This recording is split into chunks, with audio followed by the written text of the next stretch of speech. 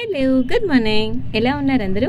India వచ్చిన తర్వాత ఈ పనులతో అటు ఇటు తిరుగుతూ ఉండడం వల్ల కొంచెం వీడియోస్ అప్లోడ్ చేయడం లేట్ అవుతుంది. ఇక నుంచి ఖచ్చితంగా రోజు మీ ముందుకి నా వీడియోస్ ద్వారా వస్తూ ఉంటాను. ఇంతకీ నేను ఇవాళ ఎక్కడున్నానో చూడండి. ఎస్, తిరుపతికి వచ్చాము.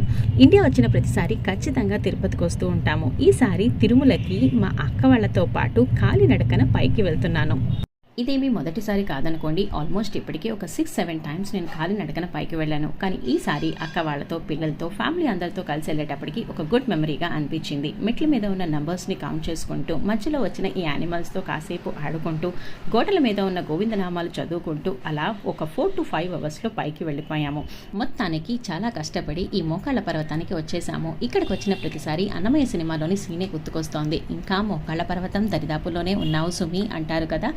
ఫైనల్గా 3550 మెట్లు పూర్తి చేసుకొని తిరుమలకి కాలినడక వచ్చేసాను.